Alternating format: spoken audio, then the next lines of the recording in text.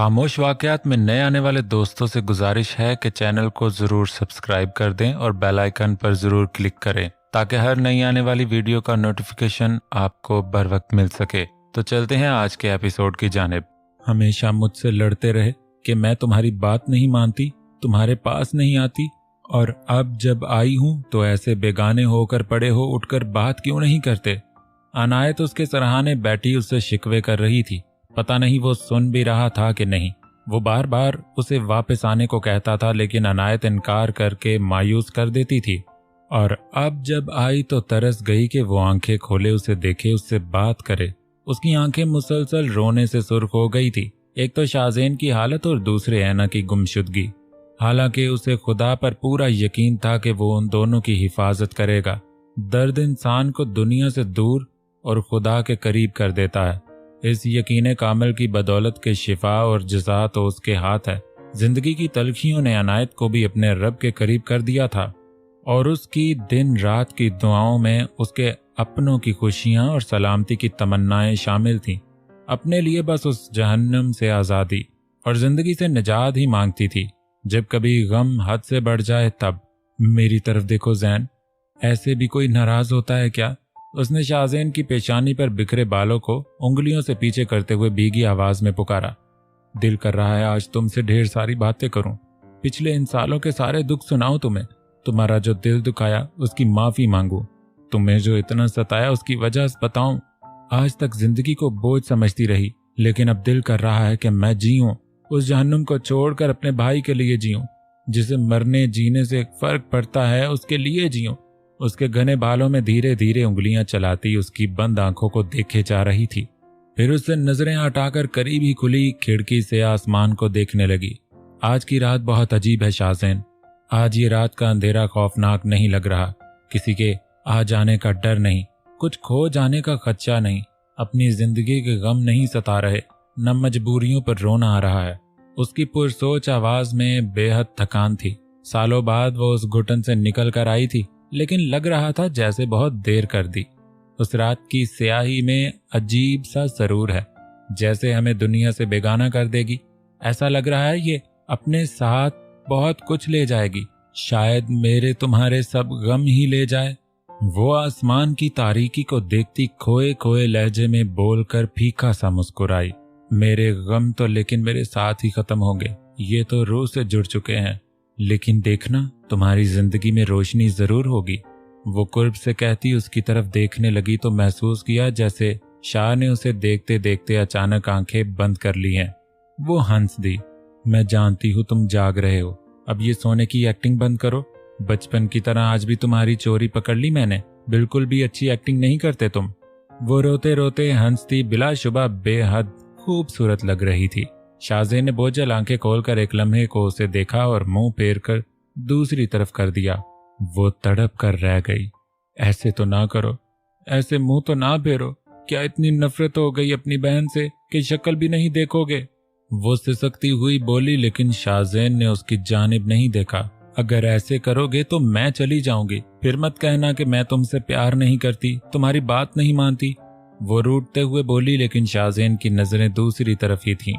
उसकी बेरुखी पर वो बेआवाज आंसू बहाती बाहर निकल गई और शाहज़ेन ने आंखें बंद करके खोलते बहुत कुछ खुद में जज्ब किया।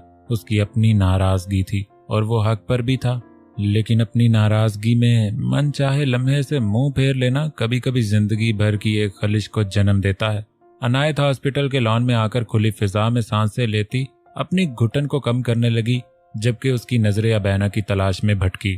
मुझे 5 मिनट के अंदर सारी डिटेल चाहिए। मुंबई में वो किस किस जगह गया, किस किस से मिला, सब कुछ। शावेज पिछले 3 घंटों से लगातार एक के बाद एक कभी पुलिस और कभी प्राइवेट इन्वेस्टिगेटर से राब्ते में था। शहर में जगह जगह नाकाबंदी लगवाने में, रात की सारी फ्लाइट्स रुकवाने में वो कामयाब हो चुका था। बस खान का पता लगाने में मुश्किल हो रही थी। वो पहले से तैयारी कर चुका था कि कोई उस तक ना पहुंचे और वेज का दिल बेचैन था कि शाहज़ेन के होश में आने से पहले ऐना को नहीं ढूंढा तो उसका सामना नहीं कर पाएगा।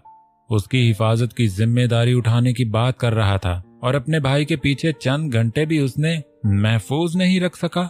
उसे खुद पर शर्मिंदगी हो रही थी। सर उसका फोन 2 दिन से बंद है, उसकी लोकेशन ट्रेस नहीं की जा सकती। वो ऑफिसर बार बार कोशिश कर रहा था लेकिन नाकामयाबी ही मिली। I knew it. शावेज ने गुस्से से दांत पीसे। आज तक शाहजेन को उसे मारने से रोकता रहा था, लेकिन आज दिल चाह रहा था कि खुद उस फसाद की जड़ को खत्म कर दे। पुलिस रिकॉर्ड में उसके साथ जुड़े जिन जिन लोगों के नाम हैं उनकी लोकेशन ट्रेस करो। वो अपने गुस्से को काबू करता मुखातिब हुआ। और उन सब के पिछले 24 घंटे के कॉल रिकॉर्ड चेक करो। अपने आदमियों से किसी नंबर से तो कांटेक्ट कर ही रहा होगा। जिस भी नंबर पर शक हो उसे ट्रैक करो फौरन। उसे बस किसी भी तरह खान का पता लगाना था। शाहिद बार इधर उधर ऑफिसर्स के साथ लगा हुआ था और वेज यहाँ इनायत की वजह से रुका था कि उसे छोड़कर एक और रिस्क नहीं ले सकता था, लेकिन वहीं से अपनी हर मुमकिन कोशिश में लगा था। क्या हुआ, कुछ पता चला? वो परेशानी से पेशानी रगड़ रहा था जब रेशम ने पास आकर उसे अपनी जानिब मुतवज्जे किया। वो उसे देखता रहा, जवाब नहीं दे पाया। भाई बिल्कुल ठीक कहते थे रेशम, हम में से कोई इनकी हिफाजत नहीं कर सकता, भाई की तरह। कुछ लम्हे बाद सर झुकाए बोला। रेशम ने उसे दुख से देखते आगे बढ़कर उसके हाथ थामे उसे तसल्ली देनी चाहिए, ये जानते हुए कि तसल्ली काम नहीं आएगी। जब तक वो ठीक थे भाभी साहब पर कोई मुसीबत नहीं आने दी, और देखो अब क्या हो गया। वो उसकी आंखों में देखता दुखो अफसोस से बोला, भाई के होश में आने से पहले भाभी साहब को ढूंढना होगा, वरना मैं जिंदगी भर उनसे नजरें नहीं मिला पाऊंगा रेशम। आज पहली दफा रेशम ने उसे इतना बेबस महसूस किया, लेकिन वो चाहकर भी उसकी बेबसी को दूर नहीं कर सकती थी। जानती थी अपने भाई से उसकी मोहब्बत, उसकी लगावट और भाई की अहमियत। सब ठीक हो जाएगा, वो महज इतना ही कह पाई और थके थके से अंदाज में चेहरा उसके बाजू पर रखा। एक्सक्यूज मी सर, उन्हें होश आ गया, आप मिल सकते हैं। नर्स ने आकर उन्हें इत्तला दी तो रेशम मुस्कुराई, जबकि वो जो उसकी बेहोशी से परेशान था उस सोच ने खुश नहीं होने दिया कि वो सबसे पहले ऐना का पूछेगा। फिलहाल उसे ऐना के बारे में नहीं बता सकते, कहीं उसकी हालत पर असर ना पड़े। रेशम ने उसकी सोच का अंदाजा लगाते हुए कहा, राइट। उसने सर हिलाते तायद की और कदम अंदर बढ़ा दिए। ऐना कहाँ है? उम्मीद के ऐन मुताबिक उसकी बोझल आवाज में पूछा गया पहला सवाल वही था जिस पर दोनों के चेहरे बुझते हुए उसने साफ महसूस किए। वो ठीक है भाई, शावेज ने उसे नजरें चुराते जवाब दिया, जबकि वो पहले हैरत और फिर बहुत गौर से उसे देखने लगा। तुम न जरा अपनी आशिकी को कंट्रोल में रखो। मजनू रांझे के रिकॉर्ड तो तोड़ दिए, अब क्या आने वाली पीढ़ी के लिए लव इंस्पिरेशन बनने का इरादा है? रेशम ने हमेशा के अंदाज में उसे तंग करते टॉपिक से भटकाना चाहा, लेकिन ऐना क्या जिसके लिए टॉपिक थी? ऐना, उसकी नजरें शावेज पर थी, जिसके चेहरे पर साफ लिखा था कि वो उसके सवाल का जवाब देने की हिम्मत नहीं रखता और उसकी खामोशी से धड़कनों को बेतरतीब कर रही थी। डॉक्टर ने अभी तुम्हें आराम करने का कहा है, ऐना से बाद में मिल लेना। रेशम ने बमुश्किल नॉर्मल अंदाज अपनाते कहा तो शाहजेन ने उसे गुस्से से देखा। इतना बड़ा बेवकूफ नजर आता तुम्हें? उसके सर्द लहजे पर वो नजरें चुराकर शाहवेज को देखने लगी, जबकि वो एक ही जिस्त में हाथ में लगी ड्रिप को खींचकर अलग करता उठ बैठा। भाई क्या कर रहे हैं आप? दोनों ही उसके यूं खुद से लापरवाही पर परेशान हो गए। वेज ने हड़बड़ाकर उसे रोकने की कोशिश की, लेकिन वो उसका हाथ झटक गया। वो मुश्किल में है, मुझे उसके पास जाना चाहिए। वो खुद से ही बड़बड़ाता पैर नीचे किए बेड से उतरा। भाई हम ढूंढ लेंगे उन्हें, प्लीज शांति से बैठ जाइए, आप अभी ठीक नहीं हैं। शावेज ने उनके सामने आते हुए उसे रोका। उसकी हालत चलने लायक नहीं थी और वो उन शैतानों का सामना कैसे करेगा, ये सोच कर ही उसे खौफ आ रहा था, जबकि शाहजेन को अपने दर्द से ज्यादा ऐना की फिक्र थी। रेशम भी उसे तासुब से देखने लगी। क्या तुम्हें लगता है वो खतरे में है? तो मैं ठीक से सांस भी ले सकता हूँ। शावेज के रास्ता रोकने पर वो रुककर उसे संजीदगी से देखते हुए बोला। एक पल को वो चुप सा हो गया, तभी उसका फोन बजने लगा। उसने फोन निकालकर स्पीकर ऑन किया। सर, हमने उसकी लोकेशन ट्रेस कर ली है, वो रिजॉर्ट के पास ही एक फैक्ट्री में शो हो रही है।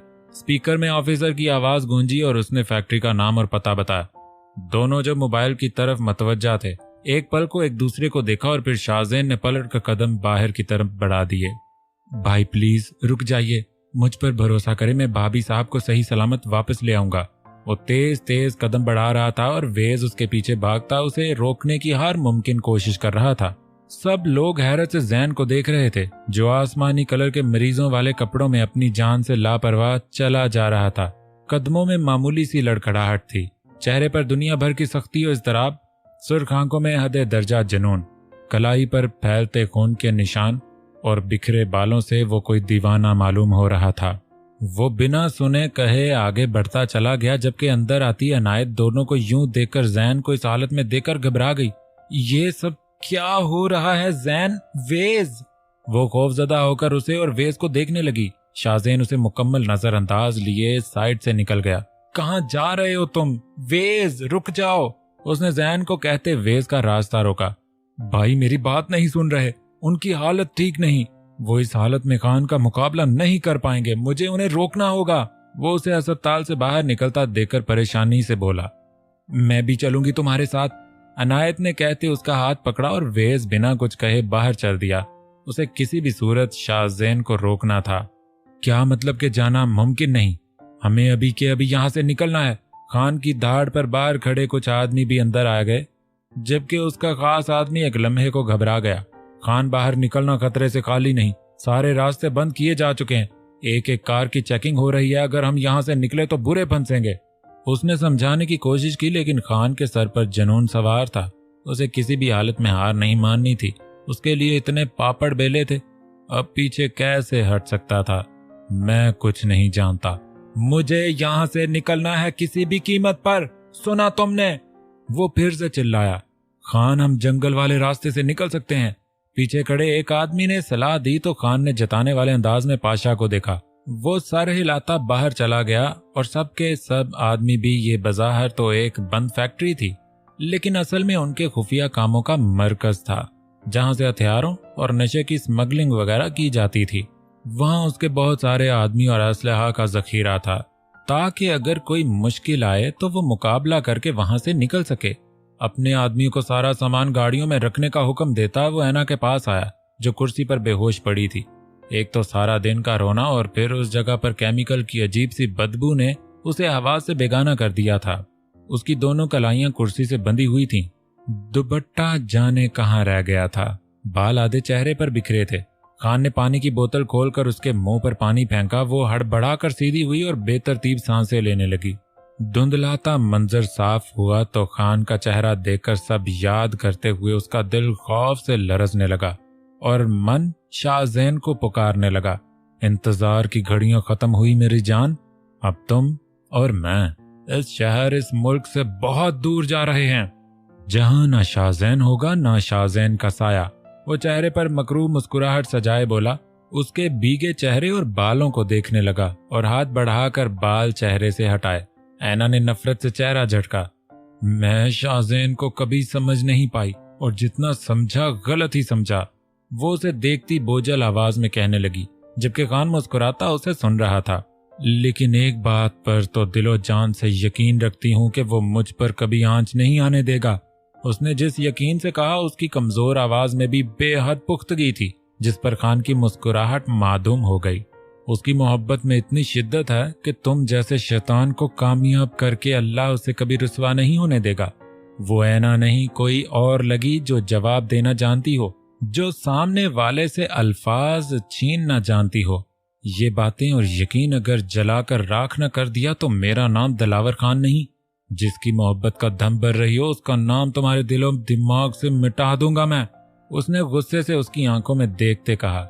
और मेरी रूह से, मेरे वजूद से, और मेरे लहू की हर बूंद से, और मेरी हर सांस से, और मेरी किस्मत से कहां कहां से मिटाओगे उसका नाम? वो बेहद धीमी आवाज में लेकिन बहुत जज्ब के अंदाज में बोली। खान के जहन में जहर से कड़वाहट फैल गई। मैंने कभी उससे खुद में इतनी जगह नहीं देनी चाहिए, लेकिन वो खुद ही बस गया मुझ में। एहसास तो तब हुआ जब बेवफाई की सारी हदें पार कर गई, उसे दर्द देने की हर कसर पूरी कर दी। उसे खो देने के एहसास का एक लम्हा उस हकीकत से आशना करा गया कि वो नहीं तो मैं नहीं। उसके आंसू तवातर से बहते चेहरे की नमी में जज्ब होने लगे। वो खान को नहीं बल्कि खुद को उस हकीकत का यकीन दिला रही थी, जबकि खान की आंखों में नफरत के शोले भड़क रहे थे। और उस लम्हे मुझे शाहजैन से शाहजैन वाली मोहब्बत हो गई। उसकी भीगी आंखें एक पल को शाहजैन को याद करके बदली थी। खान ने गुस्से में पूरी कुव्वत से उसके चेहरे पर उल्टे हाथ का थप्पड़ मारा और वो कराह कर कुर्सी की एक तरफ लड़क गई। उसने बेदर्दी से चेहरा अपने मजबूत हाथ से जकड़े सीधा किया। उसके लबों से रिश्ते खून की लकीर ठोड़ी पर फैल रही थी, पलकें बोझल होने लगी थी और सांस मध्यम हो रही थी, लेकिन परवाह किसे थी। खबरदार, अब एक और बार उसका नाम लिया तो ऐसा हश्र करूंगा कि वो देखना भी पसंद नहीं करेगा तुम्हें। वो उसके चेहरे को हाथ की गिरफ्त में लिए नफरत से बोला और झटक कर हाथ पीछे किया। मुझे इतनी ही तकलीफ देना जिसकी 100 गुना बर्दाश्त कर सको। अपने दर्द के एहसास को भूले वो बंद आंखों को बमुश्किल खोलती उसे देखने लगी, जबकि उसका ये अंदाज खान को हैरान कर रहा था।